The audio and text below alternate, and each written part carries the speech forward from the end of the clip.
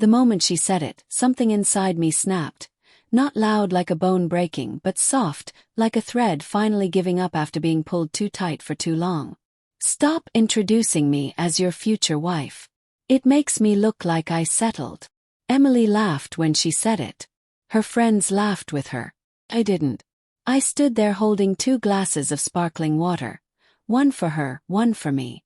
My hand trembled just enough that the bubbles rippled. She didn't notice. She didn't even look at me after dropping those words like a stone into a still lake. I swallowed. Good to know. And that was it. No argument. No scene. Just a quiet, clean cut. That night, while she scrolled through Pinterest wedding boards and sipped her herbal tea on the couch, I removed my name from every guest list she'd added me to. Weddings, brunches, couple dinners, work events, even her cousin's engagement party. I erased myself from all the places she seemed so embarrassed to have me. She didn't notice then, but she would soon. 2 days later, Emily strutted into a sunlit brunch cafe full of her friends, all perfectly styled, laughing over mimosas, as if the world was still perfectly aligned around her. But the small, almost imperceptible hitch in her step when she saw me sitting alone at the back table told another story. She hadn't expected to find me here. But she also wasn't surprised. Her friends turned. Their giggles softened. Their eyes bounced between us the way people look at a couple on the brink of an argument. Emily's smile faltered for a fraction of a second. Daniel, what are you doing here? Breathed in. Brunch with Mark. He invited me last week. Mark, her co-worker's husband, lifted his hand from across the room. Hey man. Figured you'd want out of the house. Emily blinked. I didn't know you two were close. We got close, Mark said lightly. After all those double dates you bailed on. Her jaw tightened just slightly, so small no one else probably saw it. She sat with her friends anyway, at the long table beside ours, smiling too brightly, laughing too loudly, as if she could drown out whatever was happening between us. But her eyes kept flicking to me. Like she knew something was unraveling. The beginning of the end. I should tell you the truth. This didn't start with a sentence. That line, "It makes me look like I settled," was just the final flare before the fire finally died out. The signs had been there. In the way she corrected me in public. In the way she distanced herself from my hand at parties. In the rehearsed laugh she used with others but never with me anymore. And the biggest sign, the one I kept pretending I didn't see, was how she had started guarding her phone like a soldier with state secrets. Face down. Always on silent. Turned away from me the moment a notification appeared. I ignored it. 'Cause I loved her. And I believed love required trust, even when trust started to feel like a noose tightening around my throat. But everything changed at that brunch. Because when she excused herself to take an urgent call, she didn't go outside. She went to the back hallway near the restrooms. Right near where I was standing after leaving my seat. I didn't mean to overhear it. But the moment I heard the tone of her voice, soft, coaxing, warmer than she ever sounded with me anymore, my feet froze. Yeah, I miss you too. No, he didn't come with me today. He rarely does. You know. I'll see you tonight. My heart stopped. Not metaphorically. Literally. There was a physical pause inside my chest. Someone walked past, stirring the air, but I couldn't move. Okay, she whispered. I love you. Love you. My vision blurred. My throat closed. But even then, some stubborn part of me whispered. Maybe she's talking to a cousin. Or a friend. Doesn't have to be what you think. But the laughter on the other end, male, deep, unmistakably intimate, shattered every excuse I tried to build. She stepped out a second later, saw me, stiffened. Oh Dan. I didn't know you were. Who was that? My voice wasn't angry. It was hollow. She blinked, startled by the emptiness of it. Just a friend.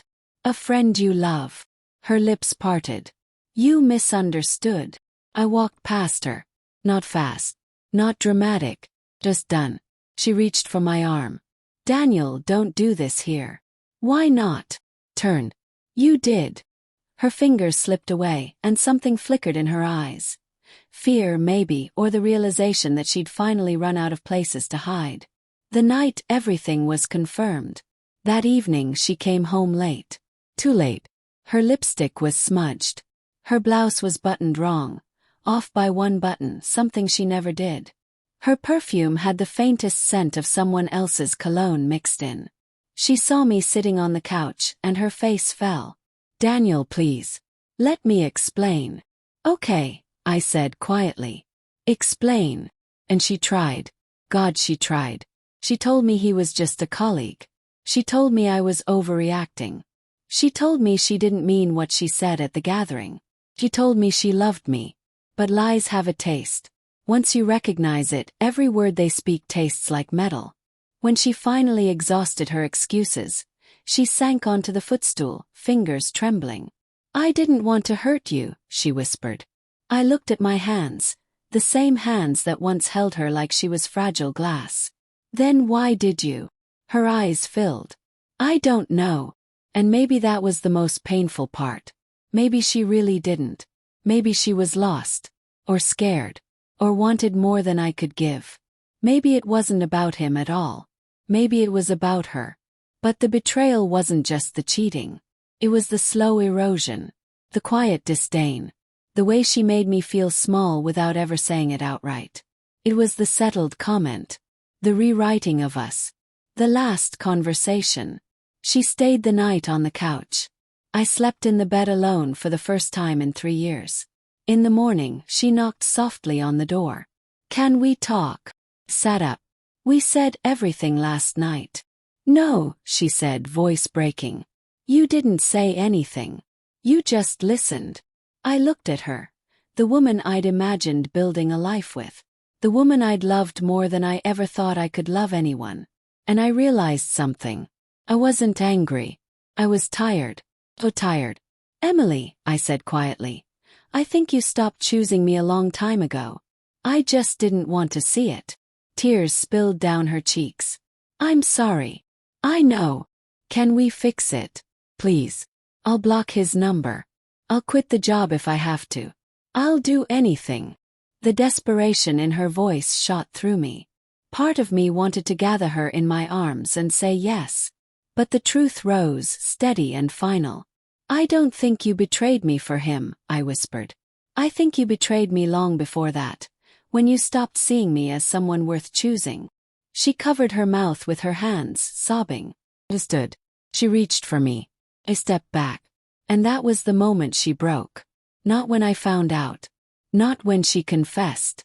But when she saw that I wasn't fighting anymore. When she realized I had accepted the loss. Sometimes endings aren't explosions. Sometimes they're quiet. A door closing gently. Breath exhaled. A heart releasing something it should have let go of long ago. 1 week later, I removed my things from our apartment. No yelling. No accusations. Just a calm, clean departure. She watched from the doorway, silent and shaking. As I walked out, she whispered, "I did love you, Daniel." Pause. Looked at her one last time. "I know. Just not enough," I said. And then I left. Final line. Sometimes the deepest betrayal isn't the moment they choose someone else. It's the moment you realize they stopped choosing you long before that.